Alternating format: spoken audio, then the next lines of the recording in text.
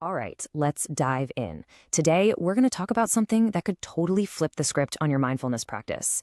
It's this huge shift from just noticing what's going on in your head to actually truly understanding it.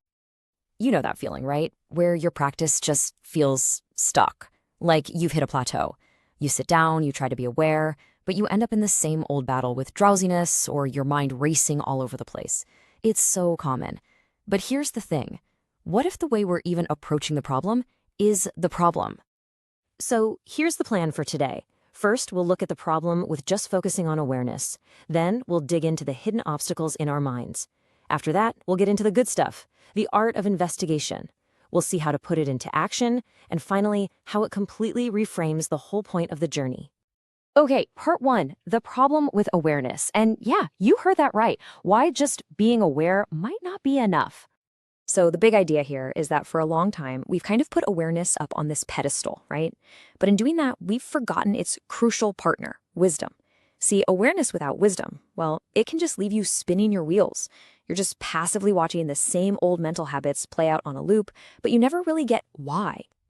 All right, so if a lack of awareness isn't the real issue, what's actually holding us back? Well, it comes down to these really subtle mental factors that just cloud everything up. And they come from a kind of ignorance. And I don't mean being unintelligent. It's more like a lack of insight into how our own minds are working. The traditional term for these obstacles is defilements. Now, that might sound like a heavy word, but really it's just a label for all that mental static that causes us to suffer. You know, the fear, the craving, the confusion. They're the real root of our struggles, and they're often so sneaky, we don't even realize they're pulling the strings. And we're not just talking about the big, dramatic stuff like intense greed or anger. Look at this list. It includes things we usually just brush off, like drowsiness or restlessness, even doubt. And that's the key right there. These aren't just minor annoyances to push through. They're actually signals, little clues pointing to deeper patterns that are keeping us stuck. So what do we do about these defilements? Well, the answer isn't to fight them. It's to turn on the lights. And the light switch, the antidote here, is wisdom. But not wisdom as some abstract philosophical idea. We're talking about wisdom as an active, hands-on skill, the art of investigation. And I absolutely love this metaphor. Investigation is the chief menu, not the side menu. Think about that. It completely reframes everything.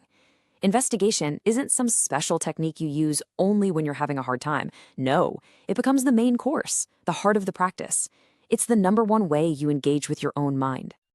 So let's look at what this shift actually looks like. In the old approach, you're passively noticing things. In the new, wisdom-focused approach, you're actively investigating them. With the old way, you're constantly trying to push away distractions. With this new way, distractions become opportunities to learn something. And instead of just trying to hang out in the good states, like feeling calm, you start trying to understand all states, the good, the bad, and the neutral. It's a total game changer. Okay, that all sounds great in theory, but what does it actually look like when you're sitting down to practice? Let's take one of those super common defilements and see how we can completely transform our relationship with it. Ah, yes, drowsiness, our old friend. We've all been there, right? Your head starts to droop, your focus goes blurry, and you just get so frustrated. The normal reaction is to fight it, to try and force yourself to be alert. But what if? What if we just change the game entirely? So on one hand, you've got the old way, fighting it, trying to stay awake, getting annoyed with yourself, seeing drowsiness as the enemy. But look at the other side, the investigation approach. You get curious. You ask, why is this here right now? You explore its causes. You observe how it actually feels in your body and mind. And just like that, what was a frustrating battle becomes this fascinating territory for exploration. And this is so important. This isn't just a tool for the unpleasant stuff. Even a really nice state, like calmness, can become a trap if we don't understand it. See, if we just kind of bask in it and enjoy it, without investigating, we can get attached to it. And that clinging, that attachment, becomes its own subtle defilement. So how do you investigate calmness? Well, first you just acknowledge it's there without clinging to it. Then you ask, okay, what is this feeling of calm, really? You start to notice that subtle pull to just zone out and enjoy it. But instead, you gently start to explore what caused this feeling. And you remind yourself that, like everything else, it's not permanent. This is how you build real wisdom instead of just chasing a temporary high. And this all leads to the biggest shift of all. Once investigation becomes the main event, the entire purpose of your practice changes. It's no longer about trying to achieve some special state or goal. We're moving from being destination-focused to being journey-focused. You see, instead of thinking, I want to feel calm, which is totally driven by desire, the question becomes, what's happening right now? And that is driven by a genuine wish to learn.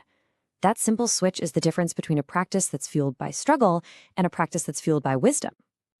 And really, that's what this all boils down to. It's not about trying to get somewhere else. It's about bringing understanding to whatever is already here, in this very moment. It's like the quote says, the whole practice is about understanding. It's as simple as that. It's so simple, but so incredibly profound. So here's my invitation to you.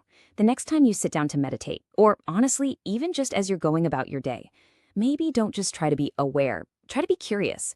Instead of fighting what's there or chasing something else, just gently ask yourself, what is my mind trying to teach me right now? The answer, well, it might just be the very breakthrough you've been looking for.